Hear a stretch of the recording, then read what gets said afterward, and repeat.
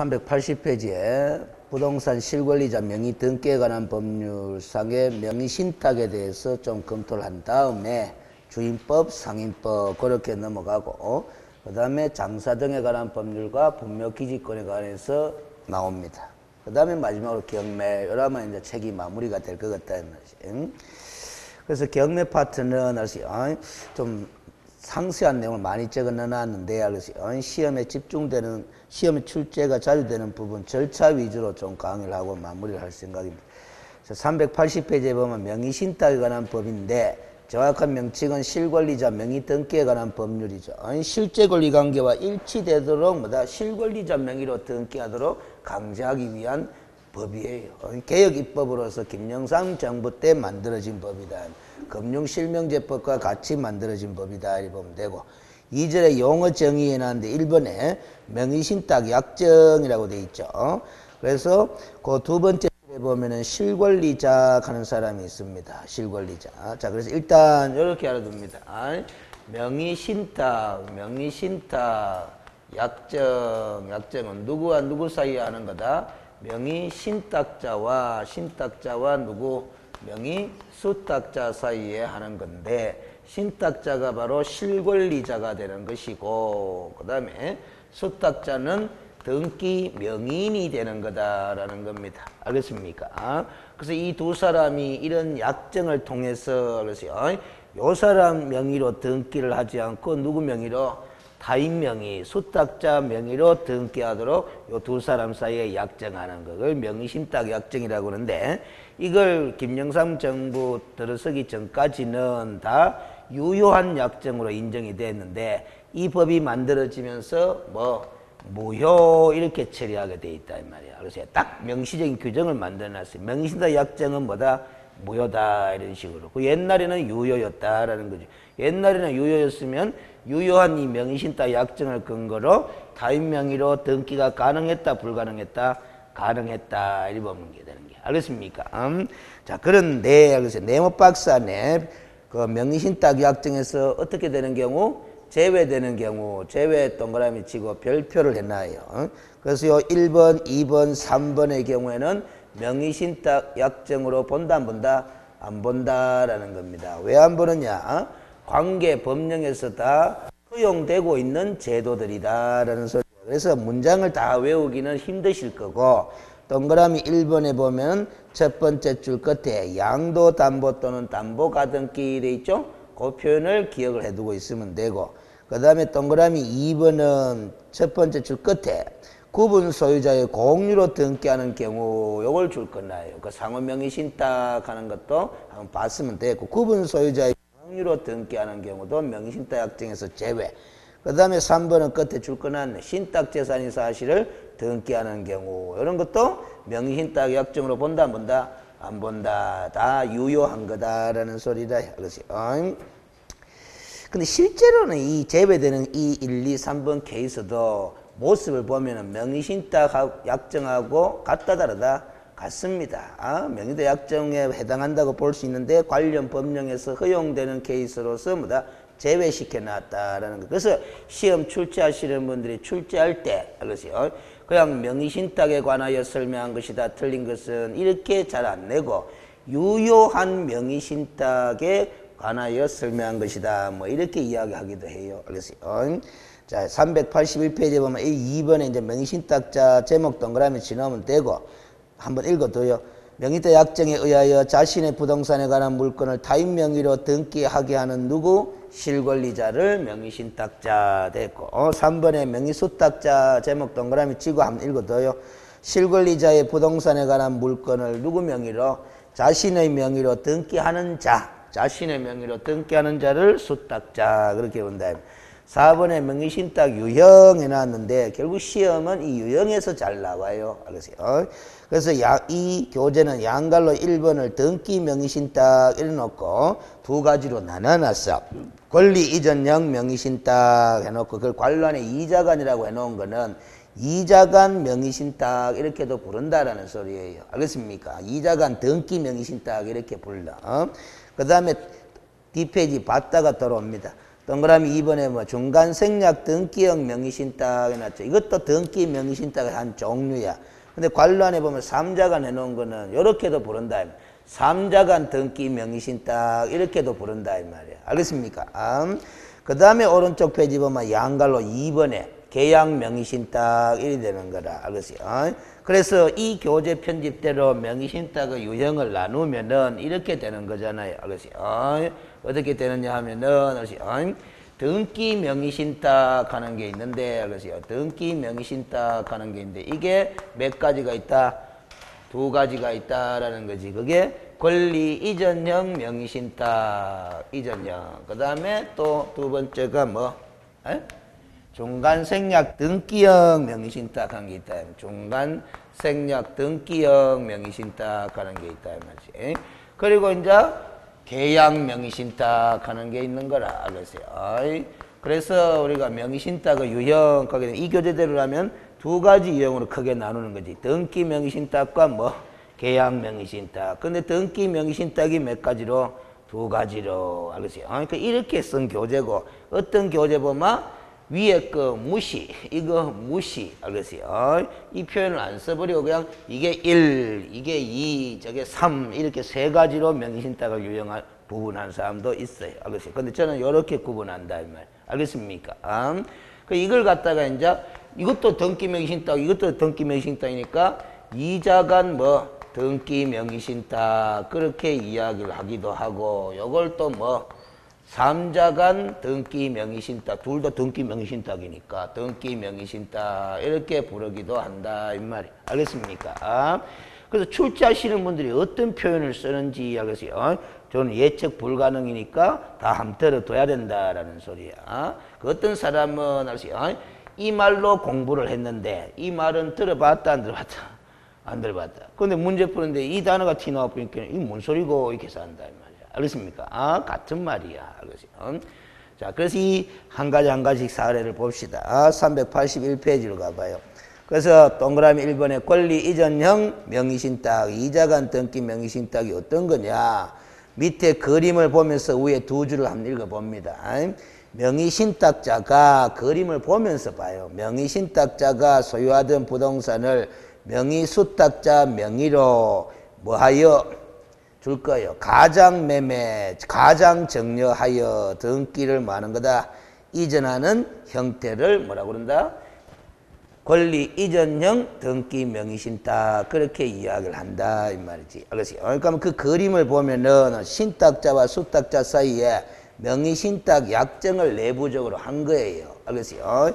했는데 알겠어요? 그 그림에서는 가장매매, 가장정여하는 게 있다 없다? 없죠?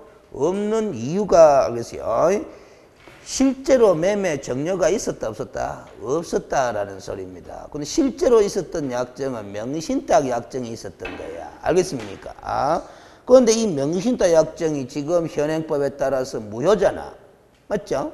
그러니까 명의신탁 약정을 근거로 해서 수탁자 앞으로 등기 이전한다 뭐 한다? 뭐 한다라는 거야. 그러면 수탁자 앞으로 등기 이전을 하기 위한 등기 원인을 만든다고 만들었는데 그게 가장매매, 가장정려다라는 소리입니다. 알겠습니까? 그 매매나 정려, 가장매매나 가장정려를 원인으로 해서 수탁자 앞으로 이전 등기를 해놓은 거다 이 말이야. 알겠습니까? 실제로는 매매 정려가 있었다 없었다? 없었다. 이런 걸 뭐다? 권리 이전형 등기 명의신탁 그렇게 이야기를 한다 이 말이야. 자, 그러면 이렇게 명의신탁이 이루어졌을 때 알겠어요? 그 신탁자와 수탁자 더 나아가서 제3자와의 법률 관계를 해석을 해보자라는 거예요. 그래서 기억부터 리얼 이런 문장이 이제 시험 지문이 되는 거예요. 알겠습니까? 자, 기억 신탁자와 수탁자 사이에 그림 보면서 읽어야 돼. 명의신탁 약정 및 이에 기초한 소유권 이전 등기는 뭐다? 당연히 무효죠. 뭐가 무효니까? 명의신탁 약정이 무효니까. 더 나아가서 알겠어요? 등기 신청의 원인이었던 매매 정려 있잖아? 그 매매 정려도 가장매매, 가장정려 아이가 통정허위 표시니까 당연히 그것도 뭐다? 무효잖아. 그래서 이 케이스는 수탁자 앞으로 등기한 등기 원인이 전부 다 뭐다? 무효기 때문에 그래서 소유권 이전 등기는 뭐다? 무효다. 이렇게 해석해 놓은 거야. 그러면 소유권은 누구한테 기속되는 거다? 신탁자에게 기속된다라는 소리입니다. 그럼 D가 봐봐요. 신탁자는 실권리자 아닙니까? 그렇죠? 그러면 실권리자인 신탁자가 수탁자 명의의 소유권 이전 등기를 뭐하여? 말소 청구하여 실명 전환할 수 있으나 났습니다. 과징금 및 형사처벌의 대상이 된다, 안 된다? 된다라는 거예요. 왜 그러냐? 소유권 이전 등기에 말소를 청구하려고 하면 말소 청구 근거가 원인이 있어야 한다, 없어야 한다? 있어야 하는데 그 원인이 뭐예요?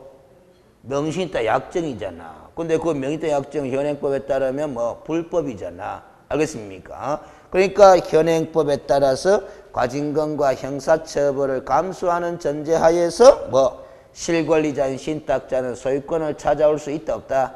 있다라는 겁니다. 알겠습니까? 그 말소 청구하는 그 밑에다가 그것이 요 단어를 적어둡니다. 그것이 요 단어를 적어둡니다. 뭐 진정 명의의 무슨 등기? 회복 등기 그렇게 적어둡니다. 그것이 그래서 소유권 이전 등기에 말소를 청구한 다음에 진정 명의의 회복 등기를 청구해 가지고 실권리자인 신탁자는 소유권을 찾아올 수 있다, 없다? 있다. 그러나 뭐를 감수해야 된다? 실명법에 따른 형사처벌과 과징금을 감수해야 된다. 해야 된다라는 소리다. 리얼 봅니다. 거래 상대방이 명의 수탁자인 사실을 제3자가 알았거나 몰랐거나 관계없이 그 말은 뭐다? 악이든 뭐 선이든 관계없이 그 소리 그거 줄 땄거나 여기서 제3자 그 위에 그림에 있잖아. 그렇죠? 수탁자와 거래한 뭐 상대방이 제3자잖아. 그렇죠? 그 사람이 명의신탁 관계를 알았거나 몰랐거나 관계없이 즉 악이거나 선이거나 관계없이 수탁자와 제3자 사이의 계약은 어떻게 성립한다? 완전하게 유효하게 성립한다. 그 말은 결국 뭐다? 신탁자는 제3자에게 대항한다, 뭐한다? 뭐한다. 그 말이 되는 거예요. 알겠습니까? 그럼 이 경우 신탁자는 수탁자에 대하여 과징금 및 또 처벌을 감수하면서 무슨 청구권을 주장할 수 있게 된다? 부당이득 반환 청구권 동그라미 치면 됩니다. 수탁자가 제3자한테 명의신탁된 부동산을 처분함으로써 부당이득을 챙긴 거다, 안 챙긴 거다? 챙긴 거다. 그 반환 청구를 할 수 있는데 그 반환 청구할 수 있는 근거가 또 무슨 약정이에요?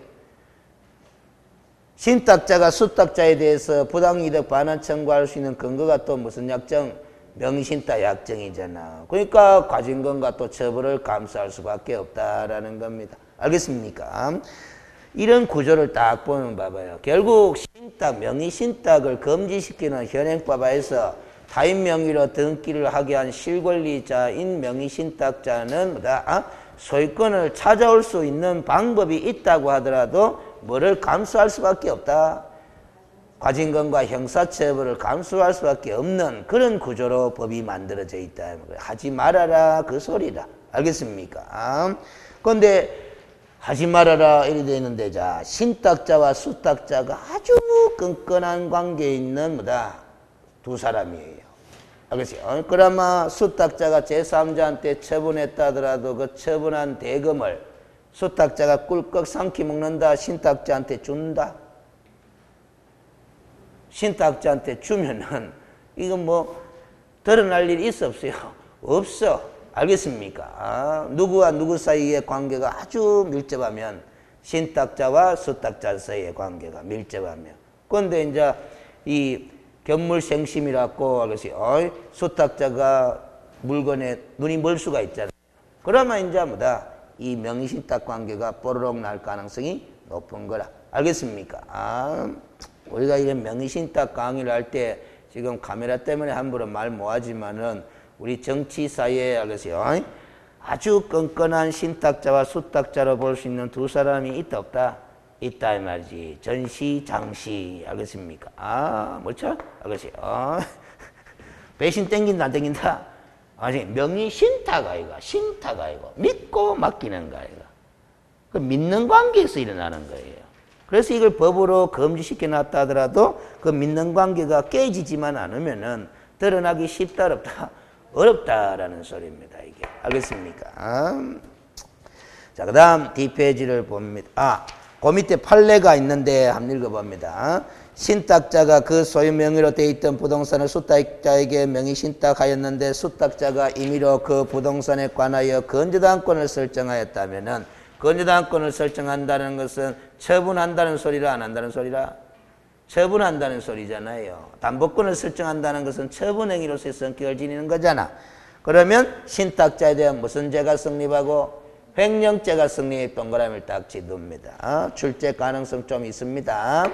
그 명의신탁이 부동산 실권이자 명의등기에 관한 법률 시행 이후에 이루어진 것이라고 하여 달리 볼 것은 아니다. 그 횡령죄가 성립된다라는 거야. 자, 지금 몇 자간 등기 명의신탁을 공부했다?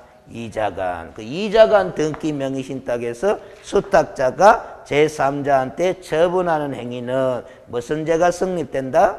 횡령죄가 성립된다. 그럼 앞에 제에서 우리가 알겠어요. 신탁자는 수탁자에 대해서 부당이득 반환 청구권을 행사할 수 있다 했잖아. 그럼 민사상 책임을 묻는 거고 횡령죄로 고소할 수도 있다 없다? 있다라는 소리라. 알겠습니까? 신탁자는 수탁자의 상대로 부당이득 반환 청구라는 민사 책임을 물을 수도 있지만은 뭐다? 횡령죄로 고소하는 형사상 책임을 물을 수도 있다 없다? 있다라는 거야. 알겠습니까? 그 다음 382페이지에 중간생략 등기형 명의신탁 3자간 등기 명의신탁 그림을 보면서 위에 두 줄을 읽습니다. 신탁자가 원소유자로부터 부동산을 매수하면서 명의신탁 약정에 기초하여 수탁자의 명의를 비롯 등기를 이전하는 형태를 뭐라고 부른다? 3자간 등기 명의신탁 그렇게 이야기를 합니다. 그래서 자, 그 그림에 요걸 동그라미를 딱 쳐놔요. 원소유자와 신탁자 사이에 1번에 매매 이렇게 돼 있죠? 그걸 동그라미를 딱 칩니다. 이 3자간 등기 명의신탁에 있어서 매매는 누구와 누구 사이에 이루어진 거다? 원소유자와 뭐? 신탁자 사이에 이루어진 거다. 말이지. 그걸 동그라미를 딱 칩니다. 그러세요. 조금 이따 물어봅니다. 그러세요. 그 하나하나를 자꾸 알아나가면 나갈수록 이제 뭐다? 어떤 부분들이 출제 포인트가 될지 그게 눈에 보이는 게 정상이에요. 알겠어요? 아까 횡령죄가 성립된다 한 거는 몇 자간 등기 명의신탁? 2자간 등기 명의신탁이라. 출제할 것 같다 안 할 것 같다? 몰라요. 모르는데 요쪽 이제 공부하잖아? 요쪽 공부하는 때 수탁자가 제3자한테 처분하더라도 횡령죄가 성립?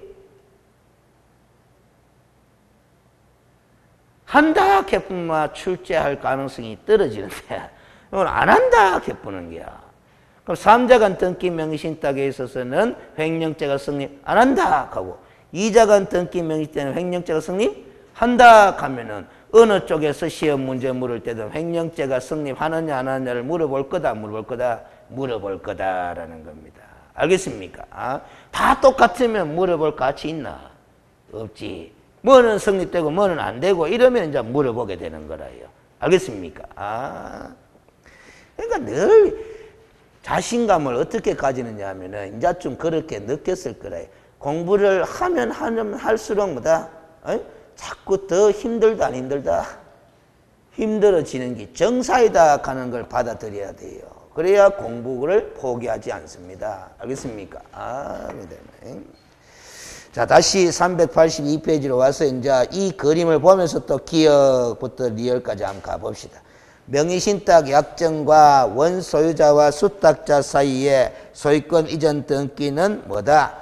무효다라는 소리입니다. 그래서 그 그림에 보면은, 그림에 보면 원소유자와 수탁자 사이에 2번 번호가 붙었잖아. 등기 이전 무효 이렇게 나왔잖아. 왜 이 등기 이전이 무효라요? 등기 이전의 원인이 뭐였기 때문에 명의신탁 약정이잖아. 그 명의신탁 약정은 무효잖아. 그 무효를 원인으로 뭐다 등기 이전한 거니까 무효일이 된다 이 말. 알겠습니까? 그러면 소유권은 그대로 누구한테 돌아가는 거다? 원소유자에게 돌아가는 거다. 이설유자 우리 딱 써놓은 거다 이 말. 자, 그래서 밑에 니은도 해결됐잖아. 소유권은 형식상 누구에게 익속된다? 원소유자에게 기속된다. 디귿 갑니다. 이른바 이 삼자간 등기 명의신탁의 경우 법에서 정한 유예기간의 경과에 의하여 법에서 정한 유예기간의 경과에 의하여 가는 말은 이렇게 설명만 들으면 됩니다. 우리가 95년도에 실명법이 만들어진 것인데 1년 동안 실명으로 전환할 수 있는 유예기간을 줬다 안 줬다? 줬다라는 겁니다. 그 유예기간의 경과에 의하여 기존 명의신탁약정과 그에 의한 등기가 뭐로 되기 때문에 무효로 되기 때문에 그 결과 명의신탁된 부동산은 매도인 소유로 원소유자로 여기서 매도인가 하는 건 원소유자죠. 복귀되므로 매도인은 원소유자는 명의수탁자에게 무효인 그 명의 등기의 말소를 구할 수 있고 한편 법에서 정한 유예기간 경과 후에도 1년 후에도 매도인과 원소유자와 명의신탁자 사이의 매매 계약은 여전히 뭐하므로 유효하므로 해놨습니다.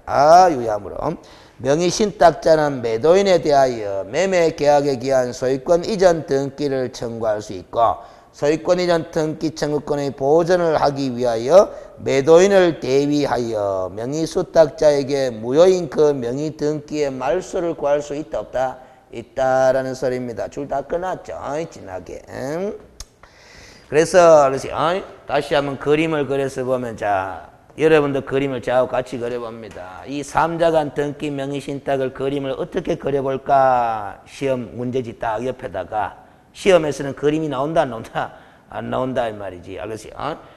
제가 이 단어를 자꾸 읽는 이유가 그림을 그리기 쉬워서 그래. 삼자가니까 3명을 등장시키면 된다 안 된다? 된다. 그 3명 중에 2명은 이미 정해졌다 안 정해졌다? 정해졌다. 누구? 신탁자와 수탁자. 그래서 신탁자가 있고 뭐다? 수탁자가 이렇게 있다. 요 두 사람을 딱 적어놓고 보면 이 두 사람 사이에 무슨 약정? 명의신탁 약정을 딱 쓰면 되는 거야. 알겠습니까? 그런데 원소유자인 매도인이 있다 없다? 원소유자인 이 사람이 매도인이다 이 말이지. 그런데 이 삼자간 등기 명의신탁에서 아까 그림에서 동그라미를 쳤는데 누구와 누구 사이에 매매가 이루어졌다? 원소유자인 매도인과 신탁자 사이에 매매가 이루어졌다 이 말이지. 여기 이 매매가 무효가 될 만한 특별한 이유가 있어요? 없어요. 이 매매는 당연히 뭐다? 유효한 매매가 된다 이 말이야. 그런데 이 명의신탁 약정을 원인으로 해서 이전 등기를 이렇게 하는 것이 아니고 원소유자에게서 누구 앞으로? 수탁자 앞으로 이렇게 이전 등기를 행한 것을 뭐라고 한다? 삼자간 등기 명의신탁 한다. 이 이전 등기도 당연히 이게 원인이었으니까 이게 무효라면은 이것도 뭐다? 무효. 그래서 소유권은 형식상 누구에게 기속된다? 원소유자에게 기속된다. 그러면 원소유자의 매도인은 이자 앞으로 돼 있는 등기 명의를 알겠어요? 말소 청구할 수 있다 없다? 있다라는 거야. 알겠어요? 그런데 말소 청구를 굳이 이 사람이 할 것 같다 안 할 것 같다? 지는 해봤자 뭐 득되는 게 없어요. 어차피 지 부동산을 누구한테 팔아먹은 기라서 이 사람한테 유효하게 팔아먹은 것이라서 이 사람이 이 사람한테 소유권 등기에 말소를 청구할 자격은 있는데 안 해. 안 하는데 실권리자가 지금 누구? 이 사람이다 이 말이야. 그럼 이 사람은 알았어요? 이 사람은 소유권을 이제 찾아오는 과정이 어떻게 되느냐 하면은 알았어요? 유효한 매매를 했기 때문에 이 사람한테 소유권 이전 등기 청구권을 행사할 수 있잖아. 있는데 지금 등기가 누구 앞으로 돼 있는 바람에 요 사람 이름 앞으로 돼 있는 바람에 요 사람의 소유권 이전 등기 말소 청구권 있잖아. 말소 청구권 있잖아. 요 권리를 대위해 가지고 이자가 누구를 상대로? 수탁자를 상대로 소유권 이전 등기의 말소를 청구하는 거야. 대위해서. 알겠습니까? 요 사람의 등기 이전 말소 청구권을 대위해서. 그 다음에 소유권 이전 등기 청구권을 행사해서 소유권을 찾아올 수 있다 없다? 있다라는 소리입니다. 요 디귿의 문장이. 알겠습니까? 근데 어쨌든 말소 청구한 다음에 대위해서 말소 청구한 다음에 소유권 이전 등기 청구권을 행사하는 과정에서 뭐가 뽀로록 날 수밖에 없다? 이게 뽀로록 날 수밖에 없으니까 과징금과 형사처벌을 또 감수해야 된다. 해야 된다라는 소리라. 알겠습니까? 여기 삼자간 등기 명의신탁이다라는 소리라. 요걸 아까 동그라미 딱 쳤다 이 말이야. 알겠습니까? 그럼 요걸 동그라미 친 걸 다시 한번 이야기해 봅니다. 지금 이 이자간 등기 명의신탁의 케이스는 현행 명의신탁을 금지하는 실명법 하에서도 어찌됐든 불법이긴 하지만은 가능하다, 불가능하다? 가능하다라는 게 가장매매를 통해서 수탁자 앞으로 이전 등기하는 거 불법이긴 하지만은 뭐다? 가능하다, 불가능하다? 가능한데 이 삼자간 등기 명의신탁은 불법이잖아? 불법인데 현행법 하에서는 불가능해. 불가능해. 현행법 하에서. 왜 불가능한 케이스가 되느냐 하면은 이렇게 이전 등기를 해야 삼자간 등기 명의신탁이 되는 건데 이 이전 등기의 원인이 없어요. 현행법 하에서 원인을 뭐로 제출하노? 지금 여러분들 이 이전 등기의 원인은 뭐라고 해석했어요? 요게 이전 등기의 원인이라고 했잖아? 그럼 현행법 하에서는 이걸 못 내잖아. 이게 불법이니까. 그럼 현행법 하에서 뭘 내노? 이전 등기 신청의 원인을 내야 될 거 아닙니까? 등기 신청 시에는 항상 등기 원인을 제시해야 된다. 해야 된다. 그 등기 원인이 뭘 제시하노? 매매를 제시할 수 없잖아요. 매매는 이 유효하잖아? 유효도 이 매매를, 유효한 매매를 이전 등기의 원인으로 제출하면은 등기가 여기서 여기로 가버리지. 일로 갈 리가 없다, 이 말이에요. 알겠어요? 그럼 이게 있어야 일로 가는데 이거는 현행법에서 불법이니까 제시한다, 뭐 한다? 뭐 한다. 불가능한 거야. 그럼 이거 말로 공부하느냐? 알겠어요? 실명법이 만들어지기 전에 이렇게 명의신탁이 가능했다, 불가능했다? 가능했다. 그 가능했던 부동산이, 알겠어요? 타인명의로 등기된 부동산이 실명 전환 유예 기간 내에 전환이 되지 못하고 현재까지 타인명의로 등기되어 있을 부동산이 있을 거다, 없을 거다? 있을 거다. 그게 수면 위로 뽀로록 나타나면은 법률 관계를 현행법에 비추어가 해석할 줄 알아야 된다, 몰라야 된다? 알아야 된다. 그래서 공부하는 거야. 알겠습니까? 현행법에서 신규로 이렇게 타인 명의로 등기할 수는 있다, 없다? 없다라는 겁니다. 알겠습니까? 자, 됐죠. 그 다음 리얼 읽어봅니다.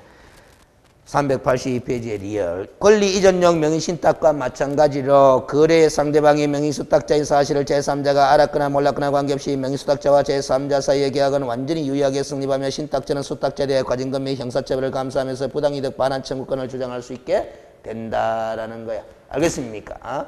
그러면 권리 이전용 명의신탁, 이자간 등기 명의신탁과 마찬가지로 했다. 자, 봐요. 수탁자가 제3자한테 처분을 하면은 이 제3자가 악이든 선이든 관계없이 유효하게 소유권을 취득한다는다 한다라는 소리다. 그러면 이 사람은 부당이득을 챙긴 거다, 안 챙긴 거다? 챙긴 거다. 그러면 실권리자인 신탁자는 수탁자를 상대로 부당이득 반환 청구권을 행사할 수 있다, 없다? 있다. 있는데 마찬가지 이게 뽀로록 날 수밖에 없잖아. 부당이득 반환 청구하려고 해도 반환 청구에 근거가 있어야 한다, 없어야 한다? 있어야 한다. 이기라. 알겠어요? 항상 마인드에 이런 마인드가 있어요. 법적으로 뭔가 주장을 하거나 신청을 하려면은, 알겠어요? 근거가 있어야 한다, 없어야 한다? 있어야 된다라는 소리입니다. 알겠습니까? 무슨 소리인지. 여러분들이 소송을 걸려고 하면 뭔가 근거가 있어야 되나, 없어야 되나? 있어야 되잖아요. 알겠습니까? 무슨 소리인지 알겠지? 이전 등기 신청을 하려고 해도 뭔가 등기 신청에 근거가 있어야 한다, 없어야 한다? 있어야 한다. 그걸 등기 원인이라 그러잖아. 알겠습니까? 그런 기다. 자, 그러면 여기서 이제 궁금한 점은 이제 남은 공부가 요 사람이 이 사람한테 처분하면 이 사람은 악의의 제3자라도 유효하게 소유권을 취득한다 하는 까지 정리됐는데 처분한 이 사람은 부당이득 챙겼다 하는 것도 정리됐는데 횡령죄가 성립될까 안 될까라는 거지. 그 횡령죄가 뭐고 가는 거는 안 물어봐요. 형법이라서. 알겠어요? 그래서 이제 된다 안 된다만 외우면 되는 거야. 여러분들은. 알겠습니까? 요쪽은 아까 횡령죄가 성립된다 안 된다? 된다. 요쪽은 이제 성립되느냐 안 되느냐 그것만 하면 되는데 밑에 관련 판례가 있죠? 별표 쓰도록 하이.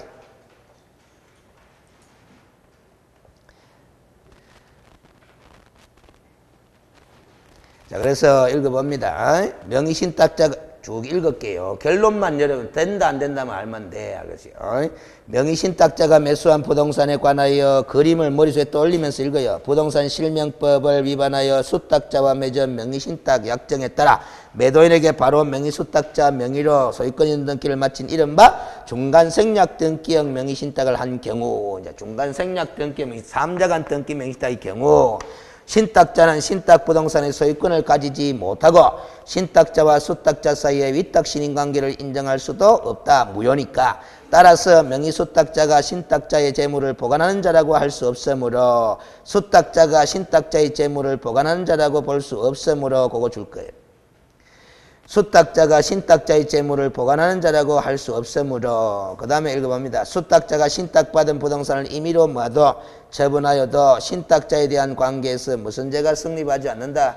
횡령죄가 성립하지 않는다. 몇 년도 판례다? 2016년도 5월달 판례인데 그때 보니 전원합의체 판결로 돼 있죠? 그래서 여기 무슨 소리냐면 전원합의체 판결이 돼 있다는 것은 이 판례가 나오기 전에는 요 경우도 3자간 등기 명의신탁의 경우에도 수탁자가 제3자한테 처분한 행위를 하면은 횡령죄가 성립된다 이런 판례가 있었어. 된다 판례인데 이 전원합의체 판결이 나오면서 그 판례가 변경됐다라는 거예요. 알겠습니까? 전원합의체 판결이라고 표시되는 것은 기존의 판례를 변경할 때는 대법원 전원합의체에서 판결을 내려야 되거든. 알겠습니까? 대법관 13분이 쭉 나오는 거 봤죠? 알겠어요? 거기서 판결해야 돼. 기존 판례를 말 때는 변경할 때는. 그 기존 판례는 횡령죄가 성립된다 했는데 새로운 판례는 뭐다? 성립되지 않는다. 왜? 수탁자는 신탁자의 재물을 보관하는 자라고 볼 수 없으므로. 그 횡령죄라는 것이 타인의 재물을 보관하는 자가 반환하지 아니하고 자기 소유의 재물인 것인 양 처분한 행위. 이게 바로 뭐다? 횡령죄 글이 되는 거예요. 알겠습니까? 내가 돈을 딱 맡기놨지만은 아시죠? 돌려줘야 되잖아요. 근데 지 돈인 양 썩버린 거야. 그게 뭐고? 횡령 아닙니까? 알겠습니까? 그런 거잖아요. 응?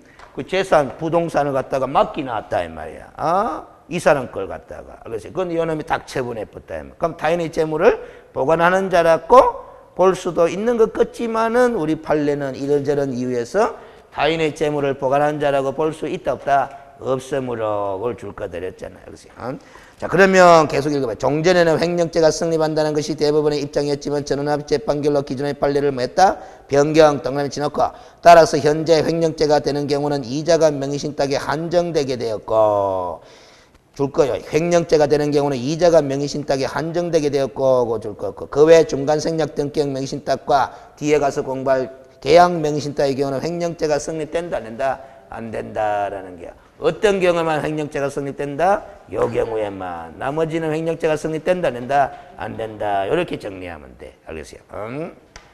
이게 2016년도 최근 판례이기 때문에 뭐 별표 그렇게 이야기를 한 거다. 이런 걸 잘 지적해가 만약에 5번 시험에 딱 나오면 그게 유능한 수업인 거예요. 알겠어요? 그런 게 또 효과적인 공부다 이 말이야. 알겠어요? 양갈로 2번에 이제 계약 명의신탁이 되어 있습니다. 알겠어요?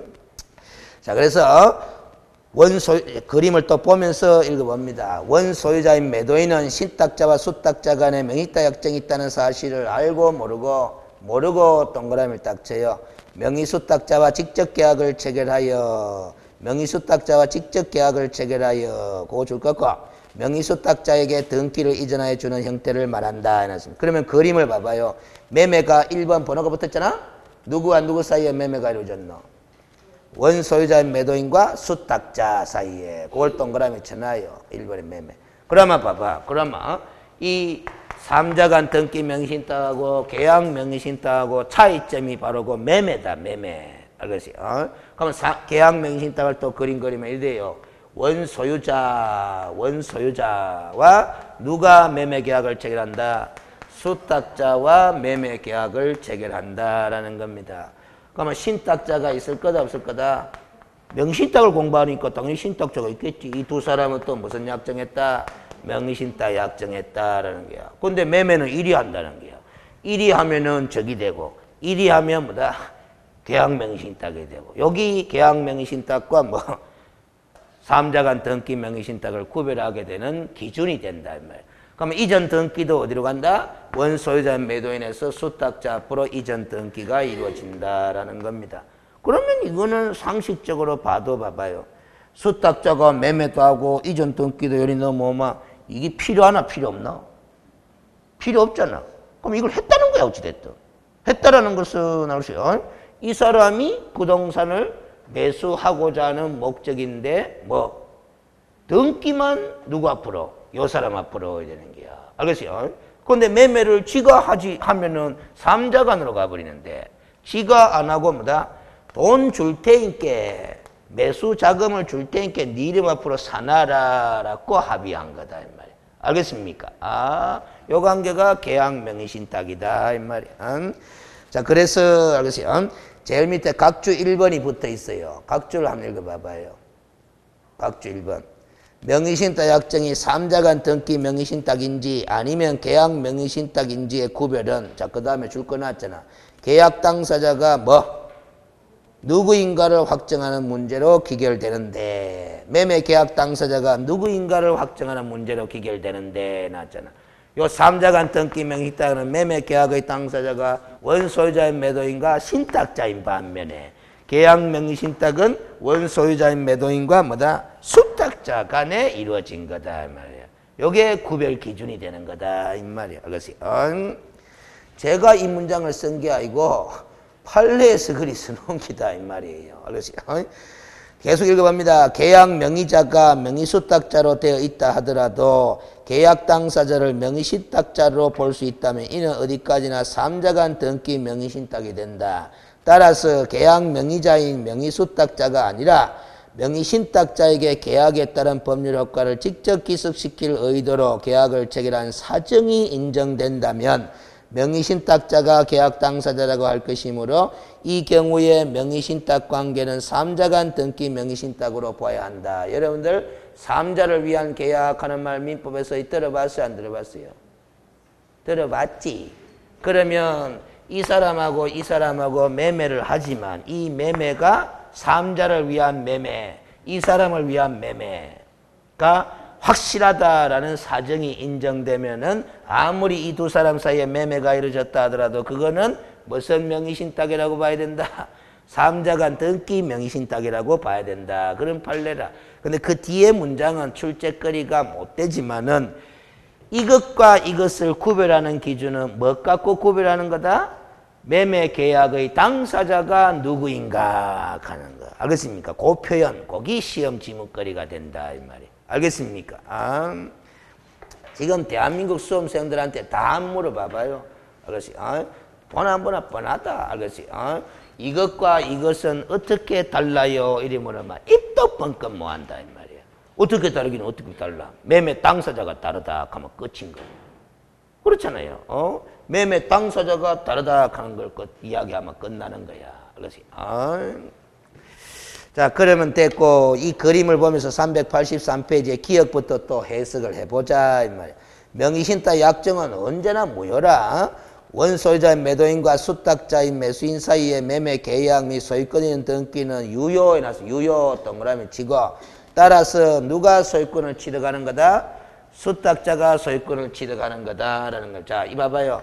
이 원소유자인 매도인이 요 사실을 알았다 몰랐다? 모르고서 요렇게 했다라는 소리잖아요. 그럼 이 매매도 유효다 무효다? 유효고 이전 등기도 뭐다? 유효다라는 소리야. 따라서 소유권은 누가 가지게 되는 거다? 수탁자가 가지게 되는 거다라는 소리라. 알겠습니까? 니은 신탁자는 수탁자에게 명의신탁 약정을 이유로 한 소유권 이전 등기를 청구할 수 있다 없다? 없다. 왜? 소유권은 누끼니까 수탁자끼니까. 그리고 명의신탁 약정이 있었다고는 하지만 이 약정은 무효다 무효이다? 무효니까. 알겠어요? 그래서 계약 명의신탁의 경우는 신탁자와 수탁자 사이의 명의신탁 약정의 무효에도 불구하고 그 소유권 이전 등기에 한 땅의 부동산에 관한 물권 변동 자체는 유효한 것으로 취급되어 수탁자는 땅의 부동산의 완전한 소유권을 취득하게 되고 완전한 소유권, 완전한 동그라미 딱 지나놓고 그래서 뒷페이지 명의수탁자는 신탁 약정에 따라 신탁자가 제공한 비용을 매매 대금으로 지급하고 당해 부동산에 관한 소유 명의를 취득한 것이고 위 실명전환 유예 기간이 경과하기 전까지는 명의신탁자는 언제라도 명의대 약정을 해지하고 당해 부동산에 관한 소유권을 취득할 수 있었던 것이므로 하는 말은 잘 봐요. 실명전환 유예 기간이 경과되기 전에 즉 옛날에 합법적인 시절에는 이 사람은 뭐다? 아무리 이 사람이 등기 명의로 되어 있다 하더라도 이게 그때는 무효다 유효였다. 유효였기 때문에 그것이 이 사람 앞으로 되어 있는 등기 명의를 신탁자 앞으로 되돌릴 수 있었다 없었다? 있었다. 그것이 그때 그렇기 때문에 수탁자는 실권리자 명의 등기를 한 법률 시행에 따라 부동산에 관한 완전한 소유권을 취득함으로써 당의 부동산 자체를 뭐 하였다고 보아야 할 것이고 부당 이득 취득하였다고 보아야 할 것이고 이랬습니다. 결국 뭔 소리냐면은 이제 실명전환 유예 기간이 경과된 이후에 즉 실명법이 시행된 이후에도 이제는 이 사람이 완전한 소유권을 취득해 버리잖아. 그럼 원래 그 이전에는 이 사람이 소유권을 취득할 수 있었던 거잖아. 근데 실명법 시행 이후에는 그만 이 사람이 완전한 소유권을 취득해 버렸어. 알겠습니까? 그러면 이 사람은 그 부동산 소유권 취득한 범위 내에 부당이득을 챙긴 거다 안 챙긴 거다? 챙긴 거다. 법이 시행되면서 무슨 이득을 챙겨봤다? 부당이득을 챙겨봤는 게야. 법이 시행되면서 지는 가만히 있었는데 알겠습니까? 법이 시행되면서 부당이득을 챙겨봤다. 그럼 그거는 반환을 해야 한다. 해야 되는데 반환을 청구해야 반환하지. 무슨 소리인지 알죠? 그러면 신탁자가 수탁자를 상대로 부당이득 반환 청구를 하면은 반환해야 한다. 해야 되는데 이 사람이 부당이득 반환 청구할 수 있는 근거가 뭐고? 요거 아이가. 근데 지금은 실명법 시행 이후 아이가. 그럼 또 뭘 감수해야 된다? 처벌과 과징금을 감수하면서 부당이득 반환 청구할 수 있다라는 소리야. 알겠습니까? 근데 소유권은 누가 완전히 취득한 거다? 이 사람이 완전한 소유권을 취득한 거다 이 말이야. 그렇지? 부당이득만 챙겨본 것 보이라. 그러면 이 사람이 제3자한테 처분해봐라. 그렇지? 부당이득 취득한 그 부동산에 대하여 선이든 악이든 제3자에게 처분을 하면은 그렇지? 횡령죄다 횡령죄이다. 당연히 횡령죄가 아니라 쥐걸 처분했는데 완전한 소유권을 취득한 쥐걸 처분했는데 남의 물건 처분한 게 아니다라는 소리입니다. 알겠습니까? 계속 읽어봅니다. 그 부당이득은 취득했지만은 실명법 제3조 4조가 명의탁자에게 소유권이 기속되는 것을 막는 취지의 규정은 아니므로 명의순탁자는 신탁자에게 자신이 취득한 당의 부동산을 부당이득으로 반할 의무가 있다. D가 거래의 상대방이 명의수탁자인 사실을 제3자가 알았거나 몰랐거나 관계없이 명의수탁자와 제3자 사이의 계약은 완전히 유효하게 성립한다. 그래서 신탁자는 제3자에게 대항한다 뭐한다? 뭐한다라는 소리입니다. 그것이 그럼 관련 판례 가지고 수탁자의 처분에 의가 횡령 내지 배임죄를 구성하는지가 잔뜩 적어 놨는데 그것이 결국 뭐다?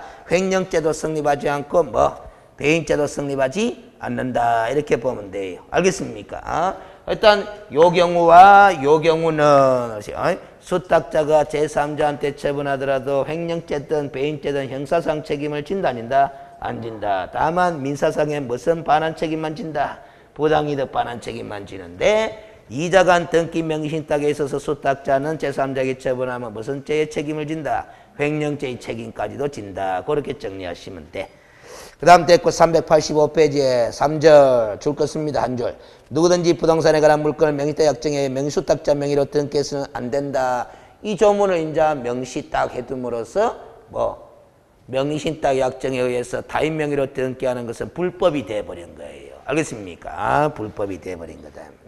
그럼 이렇게 명의신탁 약정에서 타인 명의로 등기를 하게 되면은 신탁자는 해놨잖아. 자, 명의신탁자는 동그라미를 치고 그래서 평가액의 30%에 해당하는 금액의 범위 안에서 뭐를 부과하며 과징금 동그라미 치고 명의신탁자 또 동그라미 칩니다. 그를 교사하여 교사 동그라미 칩니다. 당의 규정을 위반하도록 한 자는 5년 동그라미 2억 원 동그라미 딱 칩니다. 형사처벌의 내용은 5년 이하의 징역 또는 2억 원 이하의 벌금형이다 라는 소리야. 그 다음에 수탁자 동그라미 치고 그 교사 동그라미 치고 3년 동그라미 치고 1억 원 동그라미 치면 됩니다. 그러면 자 봐봐요. 신탁자는 형사책임으로서 5년 이하의 징역 또는 2억 원 이하의 벌금형이고 수탁자는 3년 이하의 징역 또는 1억 원 이하의 벌금형이라는 형사상의 책임을 진다라는 거야.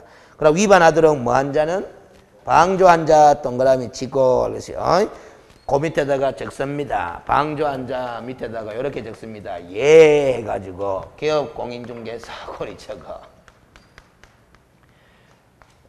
그래서 방조하는 거는 범죄 실행이 용이하게 이루어질 수 있도록 도와주는 행위를 방조라 하거든.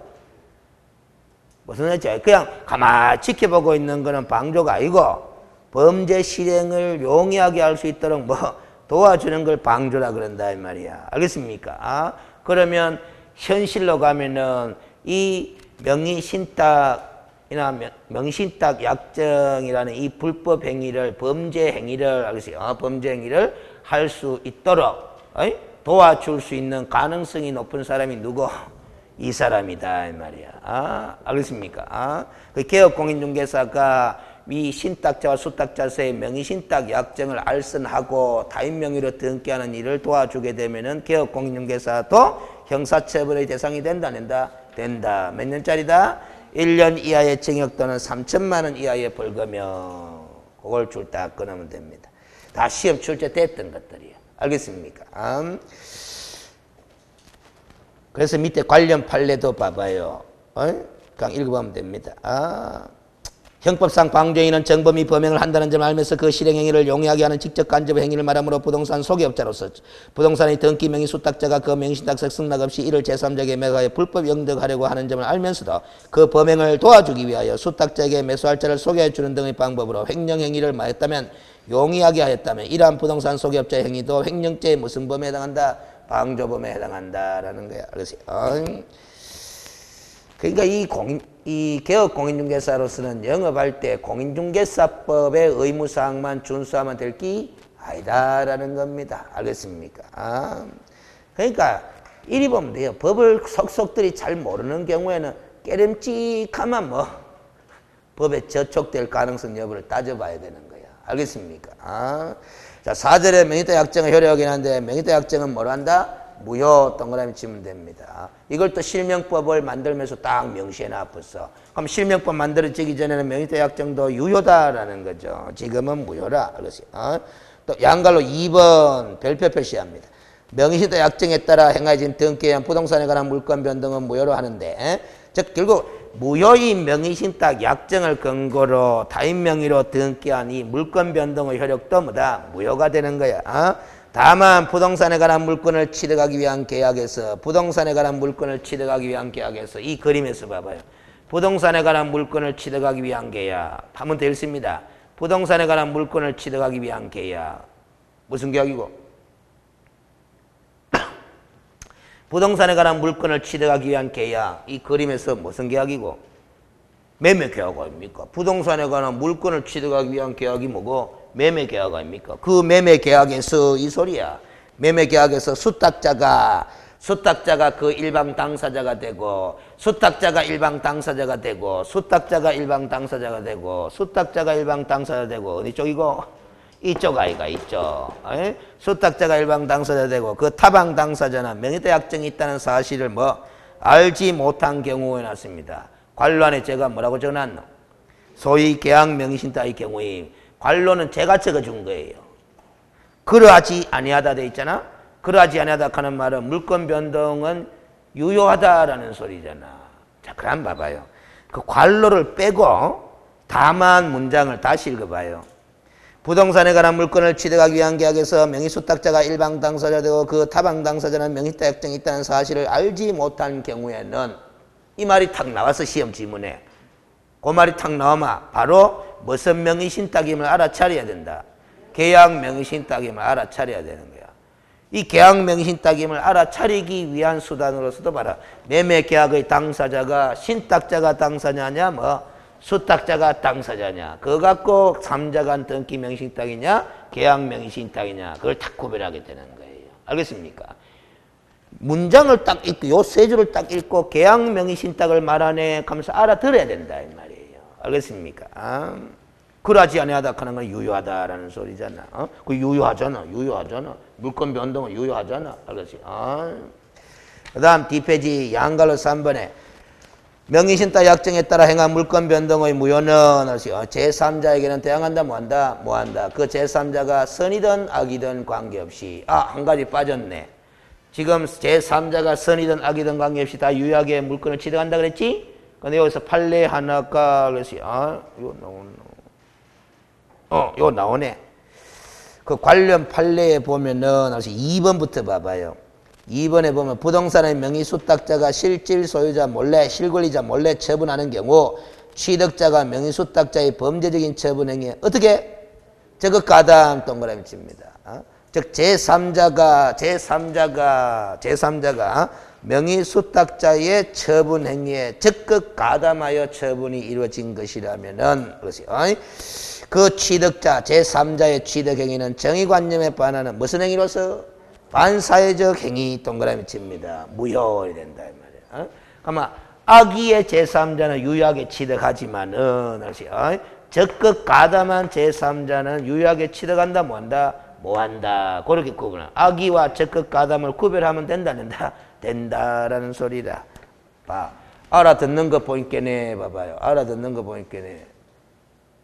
1월 달에 제가 요 소리 했으면 알아듣겠나 못 알아듣겠나? 뭐 알아듣지. 근데 지금은 알아듣는 이유가 뭐다? 민법 시간에 들었기 때문에 알아듣는 거 아닙니까? 알겠습니까? 그게 편하잖아. 알겠어요? 1월 달에 할 이유가 없어요. 경기대 됐고, 알겠어요? 그 위에 1번 판례도 한번 읽어봅니다. 부동산을 명의신탁한 경우에는 소유권이 대외적으로 누구에게 기속되어 있기 때문에 수탁자에 기속되어 있기 때문에 등기 명의인이니까 대외적으로는 그렇게 보인다. 수탁자가 수탁부동산을 처분하실 때는 그 처분행위가 무효 또는 취소되는 등의 특별한 사유가 없는 한 제3취득자는 선이든 악이든 신탁재산에 대한 소유권을 적법히 취득하고 명의신탁관계는 뭐 해버린다? 소멸해버린다라는 게 결국 이 1번 판례는 이걸 문장으로 쓰는 거예요. 이 제3자가 선이든 악이든 관계없이 유효하게 취득한다 한다. 요 처분행위가 특별히 무효나 취소할 수 있는 법률행위가 될 만한 사정이 없는 한 이 사람은 뭐다? 선이든 악이든 유효하게 취득을 한다. 그 판례라. 알겠어요? 취득해버리면 당연히 이 명의신탁 관계는 뭐 사라져버린다라는 거지. 이수나 만한 거지. 이 사람이 완전한 소유권을 취득해버리는데. 알겠어요? 5절 종중 배우자 및 종교단체에 대한 특례 나왔습니다. 특례 동그라미 쳐요. 제목에다가. 특례라고 해놨어요. 그럼 아까 양도담보다 담보가등기다 구분 소유자의 명의로 공유 등기하는 거다. 그 다음에 신탁재산인 사실을 등기하는 거는 명의신탁이다 아니다? 아닌데 제외되는데 지금 요 1번, 2번, 3번 케이스 있죠? 요 1번, 2번, 3번 케이스는 명의신탁이다 아니다? 명의신탁 맞다 이 말이에요. 맞는데 봐준다라는 소리야. 그래서 특례라는 거야. 그럼 앞에서 봤던 제외되는 경우는 명의신탁 아니다라는 소리고, 알겠어요? 여기 특례하는 말은 명의신탁 맞는데 뭐 봐준다 이 소리야. 요런 명의신탁은 봐준다 이 소리야. 알겠습니까? 그래서 1번에 읽어봐요. 종중이 보유한 부동산에 관한 물건을 종중 외의자의 명의로 등기하는 경우라든가 배우자 명의로 부동산에 관한 물건을 등기하는 경우라든가 종교단체 명의로 그 산하조직이 보유한 부동산에 관한 물건을 등기하는 경우는 명의신탁 약정은 맞는데 뭐 봐준다라는 소리라요. 알겠습니까? 봐준다라는 소리야. 무조건 안 봐줘요. 무조건 안 봐줘요. 그래서 그 첫 번째 줄에 진하게 줄 거는 게 뭐예요? 조세 포탈, 강제집행의 면탈 또는 법령상 제한 회피를 목적으로 하지 아니하는 경우에 났잖아. 이런 불순한 목적이 있다 없다? 없으면은 봐준다라는 게. 그럼 이런 불순한 목적이 있으면 안 봐줘. 실명법 위반이야. 알겠어요? 저 그러면 봐봐요. 칠판 봅니다. 요 신탁자가 남편. 알겠어요? 요 수탁자가 뭐다? 그 배우자다라는 거지. 알겠어요? 그럼 배우자 명의로 물건 등기하는 거 맞잖아. 이 계약 명의신탁은 뭐다? 남편이 돈 줘가 와이프 네 이름 앞으로 집 한 채 사놔라 한 거 아이가. 거기 두 사람이 한 명의신탁 약정 아이가. 맞죠? 그럼 매수인은 당연히 와이프가 되는 거 아닙니까? 이게 배우자 명의로 물건 등기하는 거 맞다 맞다? 맞다. 그 계약 명의신탁 맞나 맞나? 맞아. 그 명의다 약정이 제외되는 게 아니다 이 말이야. 맞다 이 말이야. 맞는데 뭐다? 배우자 명의로 물건 등기할 때는 봐준다. 근데 조건이 있다. 뭐 불순한 목적이 없어야 된다라는 거라. 알겠습니까? 그 세상 사람들은 이런 걸 잘 몰라요. 그 배우자 명의로 물건 등기하는 거는 합법이다 이렇게 샀거든. 무조건 합법이 아니고 뭐 이런 불순한 목적이 없어야 합법이에요. 그 불순한 목적이 있으면 불법이에요. 근데 현실로 가면 다 불순한 목적이 있나 없나? 있지 뭐. 그게 함부로 하면 안 돼요. 알겠어요? 무슨 소리인지 아세요? 배우자 간에 뭐다 등기하는 거는 봐준다라고 막 함부로 하다가 보면 뭐다 실명법 위반으로 처벌 대상이 될 수가 있다 이 말이에요. 처벌받으면 뭐 해야 돼요? 부부가 같이 세고랑 아이가. 불순한 목적이 있다 증명이 됐뿐만 같이 세고랑 아이고 아까 신탁자는 몇 년? 5년 이하의 징역 또는 2억 원 이하의 벌금형이잖아. 수탁자는 몇 년?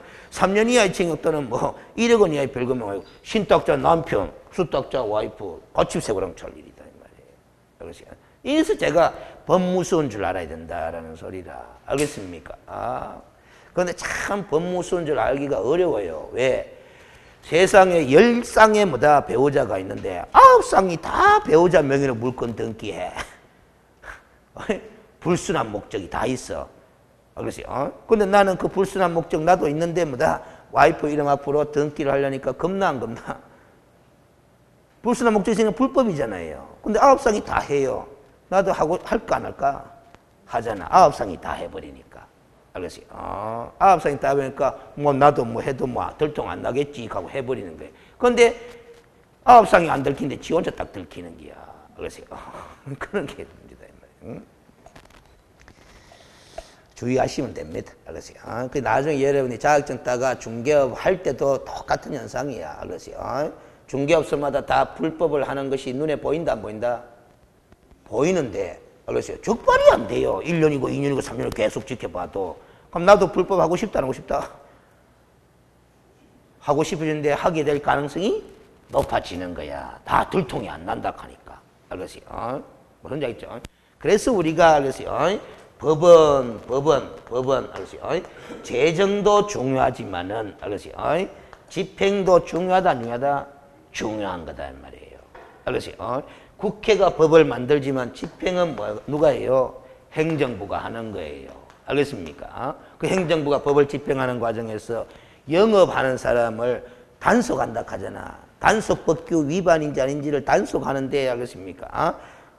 제대로 단속하지 않으면 이런 문제가 불거진다 이 말이에요. 알겠습니까? 저는 공무원 늘리자 숫자 하는데 적극 찬성하는 사람이라요. 알겠어요? 무슨 얘기지?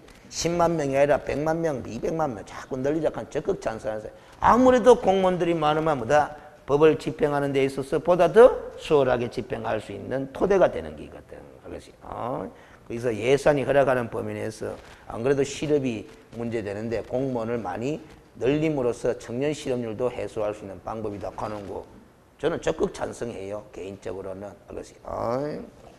그런데 이제 일각에서는 공무원은 한번 뽑아놓으면 나중에 뭐다 줄이기 쉽다 어렵다? 어렵다라는 거죠. 그런 문제 때문에 막 급격히 정원하는 건 또 문제가 장래에 재정상 좀 부담이 되지 않느냐 이런 반대 세력도 있지만 그럼 오른쪽 문제 한번 봐봐요. 지문 읽지 말고 갑은 387페이지 갑은 문제가 이렇게 출제되었네. 입칠회 때 갑은 을과 을 소유 부동산의 매매 계약을 체결하면서 그래서 매매 계약의 당사자가 누구와 누구? 갑과 을이잖아. 매수인이 누구? 갑이잖아. 매도인은 을이고. 알겠어요? 세금을 줄이기 위해 갑과 병 간의 명의다 약정에 따라 병 명의로 알겠어요? 소유권 이전 등기를 하기로 하였다 해놨습니다. 여기까지 딱 일자 맞자 뭐다? 어디? 요 3자간 등기 명의신탁 하는 게 바로 알아채리 뿌려야 되는 거라. 알겠습니까? 그걸 알아채려야 문제가 풀려요. 알겠어요? 병에게 이전 등기가 이루어질 경우에 대하여 개업공인중개사가 갑과 을에게 설명한 내용으로 옳은 것은 1. 계약 명시에 해당한다. 바로 틀려버렸다 이 말이야. 2번 병명의의 등기는 유효가 무효가? 무효잖아. 이거다 하는 걸 알았으면 이 수탁자 프레이즈 등기는 뭐다? 무효다라는 소리입니다. 병명의로 등기가 이루어지면 소유권은 갑에게 기속된다 해놨습니다. 소유권은 누구에게 기속돼요? 을에게 기속되지. 매도인이 누구였으니까? 을이니까. 그래서요. 참 이런 것도 얄미워요. 민법 수업 들었을 때 매도인은 늘 갑이었거든. 민법 수업 들을 때 매도인은 늘 갑이었거든. 근데 이 문제를 구성할 때 갑과 을을 위치를 바꿔 보잖아. 알겠어요? 무슨 소리인지 알겠어요? 자, 그 다음에 4번에 갑은 알았어요. 매매 계약에 기하여 을에게 소유권 이전 등기를 청구할 수 있다 없다? 있다. 그 매매 계약은 뭐 유효한 매매 계약이니까 매수인으로서 소유권 이전 등기 청구권을 매도인을 상대로 할 수 있는 거다. 답 4번이죠. 병이 소유권을 취득하고 갑은 병에게 대금 상당의 부당이득 반환 청구권을 행사할 수 있다 해놨습니다. 알겠어요? 병이 소유권을 취득하고 갑은 병에게 대금 상당의 부당이득 반환 청구권을 행사할 수 있다는데 이 5번 내용은 대금 상당의 부당이득 반환 청구할 수 있다고 하는 말은 대금 가잖아. 대금은 이거 아이가. 맞죠? 이 계약 명의신탁을 설명한 거야. 근데 이 문제는 3자간 등기 명의신탁의 문제잖아요. 그렇죠? 그럼 매치가 될 리가 없는 거라. 알겠습니까? 틀려버렸다. 그리고 이 3자간 등기 명의신탁에서 부당이득 반환 청구의 대상이 되는 거는 대금 상당이 아니고 뭐다? 당연히 부동산 자체가 부당이득이에요. 알겠어요? 부동산. 무슨 말이지? 대금 상당의 부당이득 반환 청구 대상이 되는 게 아니고. 그래서 이리저리 5번은 틀려버렸고 4번이 오야 됩니다. 자, 그 다음 됐고 이제 실명법이 끝났고 그래서 388페이지의 2장의 주택임대차 보호법에 조금만 이야기를 하고 쉬었다 가겠습니다. 자, 재정 목적에 옆에다가 적습니다. 알겠어요? 적습니다. 정말 외울 필요는 없어요. 이렇게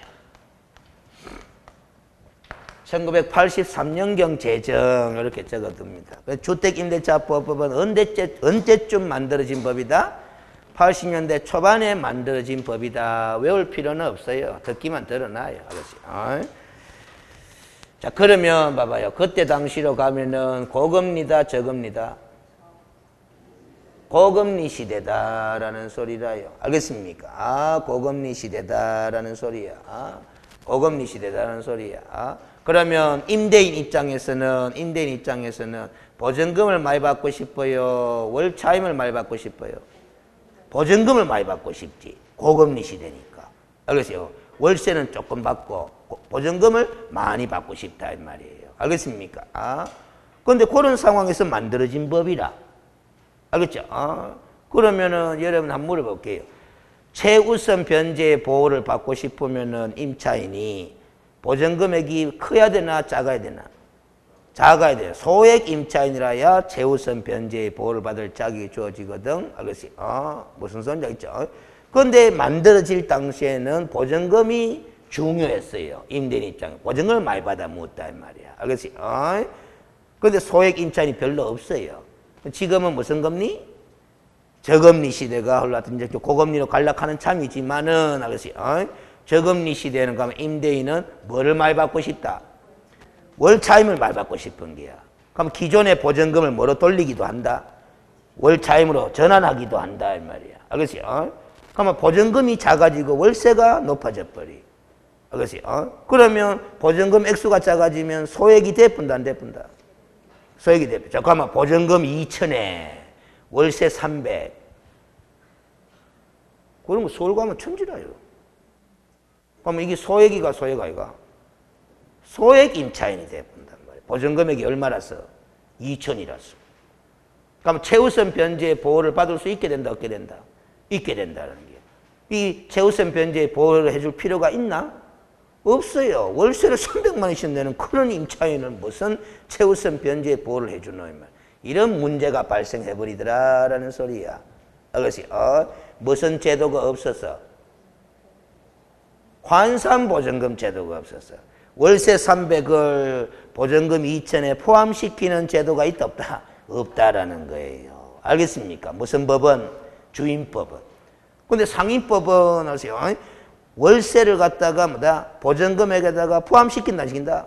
포함시켜서 보전금액을 판단하잖아. 알겠지? 그래서 월세 200에다가 곱하기 100에가 2억이 되고 보전금 2천 더하면 2억 2천 이걸 보전금으로 보는 제도가 있는데 우리 주임법은 뭐다? 환산 보전금에 관한 제도가 있다 없다? 없어서 지금 저금리 시대에 이런 문제가 발생한다 이 말이.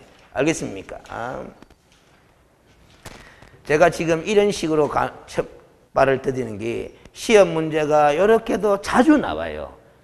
주임법을 묻든 상임법을 묻든 틀린 것을 찾아라 가게 되면은 주임법을 물어보면서 틀린 답을 어디 걸 끄집어드린다? 상임법에 걸 끄집어드린 거야.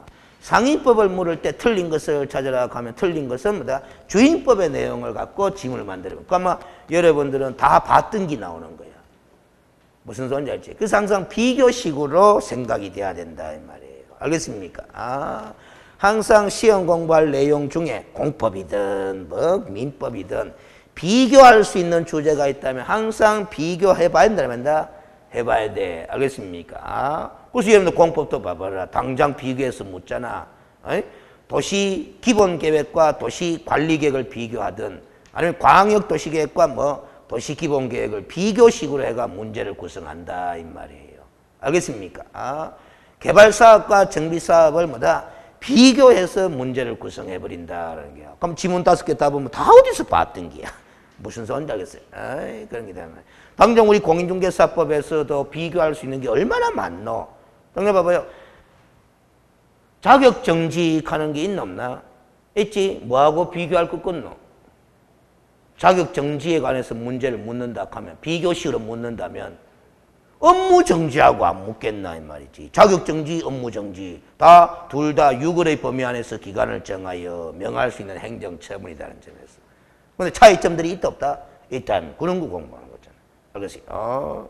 그럼 또 업무정지하고 자격정지하고도 비교해봤지만은 휴업하고 뭐하고 업무정지도 비교할 수 있을 것 같다 없을 것 같다? 있을 것 같다 하면 휴업기간에도 일한다 안 한다? 안 한다. 업무정지기간 중에도 일한다 안 한다? 안 한다. 근데 성격이 같다 다르다? 다르다. 뭐 같은 점도 있고 뭐 다른 점도 있겠지만 그런 걸 물어보는 거죠. 비교할 수 있는 건 항상 비교식으로 공부를 하셔야 돼요. 근데 여러분들이 비교식으로 스스로 공부를 한다 뭐 한다? 뭐 하니까 스스로 뭐 하니까 무슨 풀이를 하면서 문제풀이를 하면서 비교식으로 문제를 구성해 놓은 것들 풀어보면서 머릿속에 따로따로 기억하고 있는 걸 비교하면 해본다 안 해본다? 해보는 거야. 알겠습니까? 근데 수업 들을 때부터 그만 비교식으로 수업 들어놨으면 그 비교식 문제가 문제집에 딱 나왔을 때 자신감이 생기는 거다 이 말이에요. 알겠어요? 자, 밑에 이 법의 재정 목적에가 두 줄을 읽어봅니다. 이 법은 주거용 건물 동그라미 칩니다. 그럼 비교식으로 바로 해볼까? 뒤에 가서 공부할 상가금을 2차 보호법은 무슨 건물?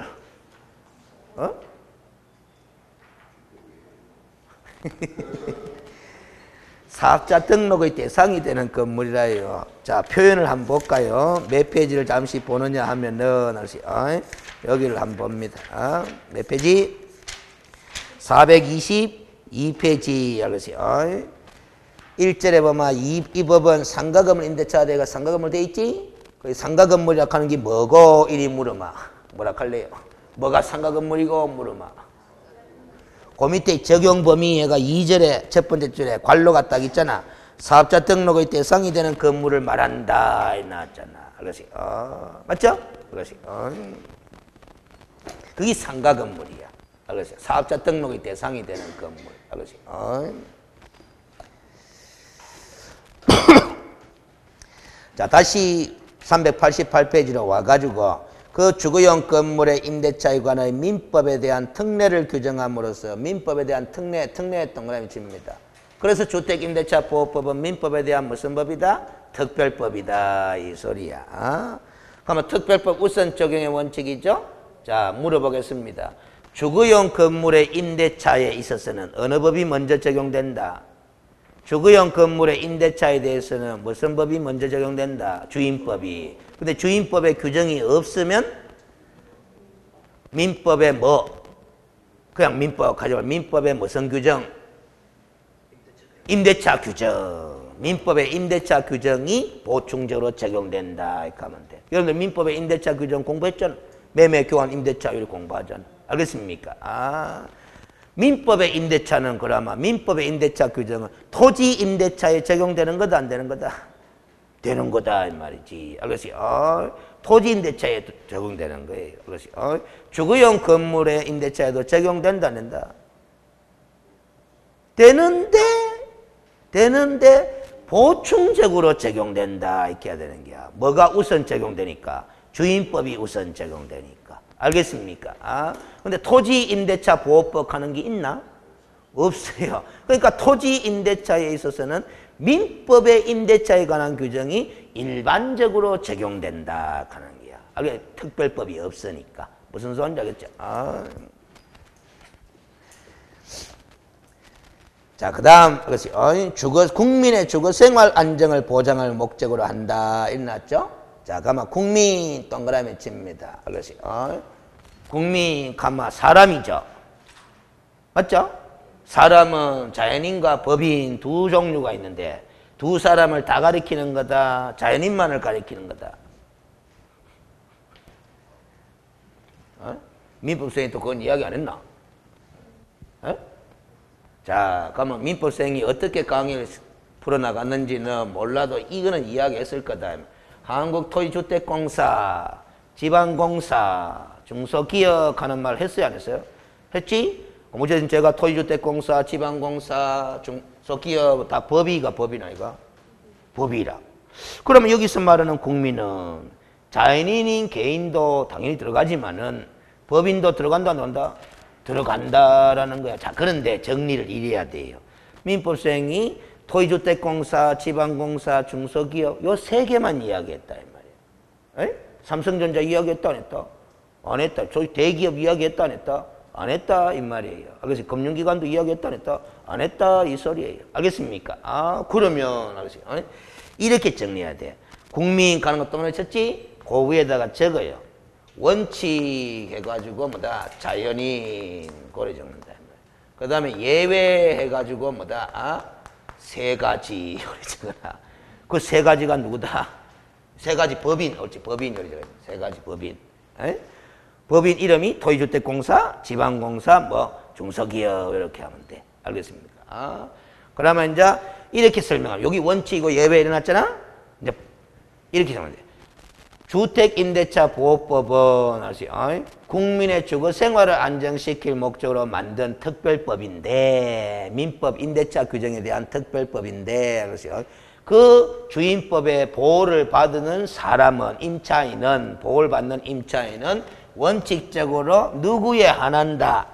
자연인에 한한다. 다만 예외적으로 뭐다 몇 가지 법인도 세 가지 법인인 임차인도 주임법의 적용을 받는다, 안 받는다? 받는다. 이렇게 이야기를 해야 되는 거야. 근데 역사적으로 또 설명을 더 하자면 옛날에 83년경에 주임법을 처음 만들 때는 이게 없었어. 이 규정이 없었다 이 말이에요. 토지주택공사, 지방공사, 중소기업 하는 그런 규정이 없었다 이 말이에요. 그럼 그때 당시에 주임법을 공부할 때는 여기서 말하는 국민이라면 누구에 한한다? 자연인에 한한다 이렇게 해석했던 거예요. 그런데 지금은 주임법이 여러 차례 개정되는 과정에서 뭐 세 가지 법인인 임차인도 주임법의 보호를 받을 수 있도록 법을 개정했다 안 했다? 했다 이 소리가 되는 거야. 알겠습니까? 그 다음 주거생활 안정을 줄 거죠. 주택임대차법의 제정 목적은 주거생활 안정이야. 주거생활 안정. 주거생활 안정이야. 그래서 딱 이해되잖아. 봐봐요. 법인이 무슨 주거생활 하노? 법인이 주거생활 왜 하노? 몸뚱아리도 없는데. 알겠지? 그래서 여기서 말하는 국민은 누구에 한할 수밖에 없는 게다. 자연인에 한할 수밖에 없었어요. 그렇게 법을 만드는데 개정하면서 세 가지 법인도 보호되도록 법을 바꿨어. 왜 바꿨느냐? 이유가 생겨버렸어. 알겠지? 이유가 생겨버렸어요. 알겠지? 무주택 서민들이 많더라라는 거야. 알겠지? 그 사람들한테 그 무주택 서민들은 다 자연인 아이가. 그 자연인들의 주거 생활을 안정시킬 필요성이 있는데, 알겠지? 돈이 있다 없다? 없다라는 거야. 그나마 정부 재원으로 운영되고 있는 지방공사, 토지주택공사라는 이 법인이 예산을 들여가지고 주택을 임차한다 합니다. 누가 임차한다? 법인이 임차를 해. 법인이 임차해가지고 그 법인이 선정한 무주택 입주자들 있죠? 무주택 사람들 있죠? 그 사람들을 입주자로 선정해가 입주시키는 거야. 알겠습니까? 입주시키는 거야. 그럼 임차인은 누군데? 법인인데 실제로 살고 있는 사람은 누구? 그 법인이 선정한 입주자들이 살고 있는 거예요. 알겠습니까? 그럼 이런 사업을 누가 다 하고 있다? 그 법인들이 하고 있는 거야. 그 법인들의 보증금 회수를 갖다가 도와줘야 한다, 안 도와준다? 도와줘야 그 법인들이 이런 사업을 활발히 수행할 수 있다, 없다? 있다라는 거야. 그래서 법을 개정해가 세계 법인인 임차인은 보호 대상이 되도록 해놓은 거예요. 알겠습니까? 시험 문제가 1이 나오면 오해하지 말라는 소리예요. 알겠지? 주택임대차 보호법의 보호 대상이 되는, 보호 대상이 되는 임차인은 원칙적으로 자연인에 한한다. OX. 이렇게 판단할 줄 알아야 돼. 판례야, 판례. 알겠어요? 근데 옛날에는 원칙적으로 하는 말도 없었어요. 법인이 규정이 없었기 때문에. 그냥 자연인에 한한다. 이렇게 오처리했단 말. 근데 지금은 법이 개정되고 세계 법인은 보호 대상이 되도록 돼 있으니까 원칙적으로 하는 말을 집어넣어야 출제 오류가 없어진다. 이 말이. 알겠습니까? 자, 그래서 밑에 관련 판례 한번 봅니다. 여기까지만 하고. 그랬어요. 임대차는 임차인으로 하여금 목적물을 사용 수익게 하는 것이 계약의 기본 내용으로서 채권자가 주택임차보호법상의 대항력을 취득하는 방법으로 기존 채권을 우선 변제받을 목적으로 주택임대차 계약의 형식을 빌려 기존 채권을 임대차 보증금으로 하기로 하고 주택의 인도와 주민등록을 마침으로써 주택의 임대차로서 대항력을 취득한 것처럼 자, 줄 다음에 줄 거예요.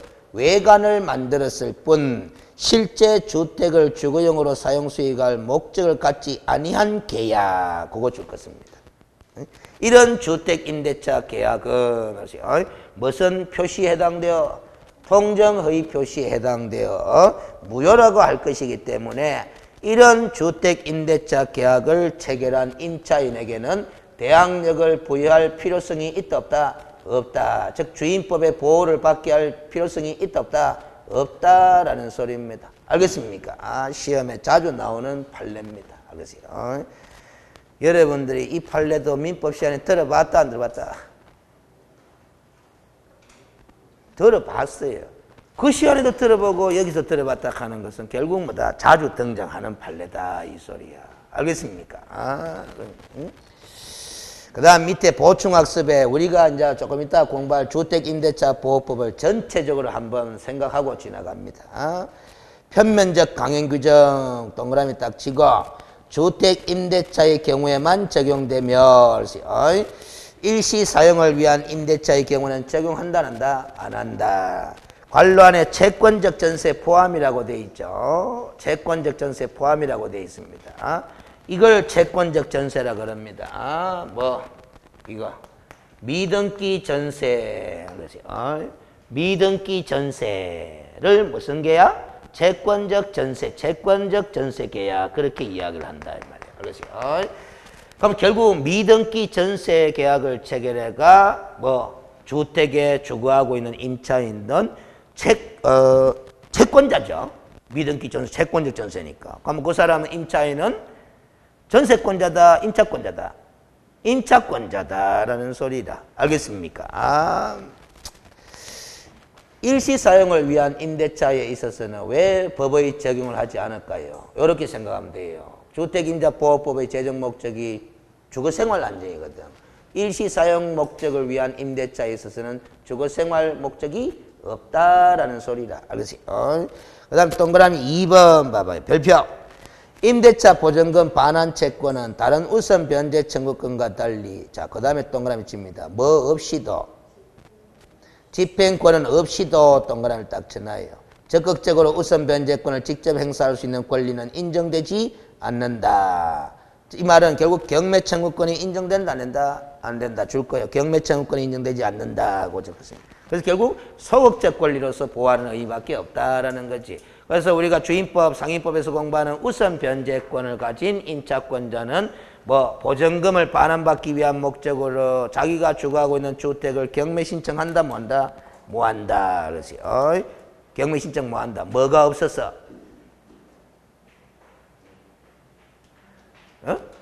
집행 권한이 없어서. 또한 뭐가 없어서? 담보권이 없어서. 그렇지. 자, 나중에 경매할 때 다시 이야기하겠지만 이것만 들어놔요, 미리.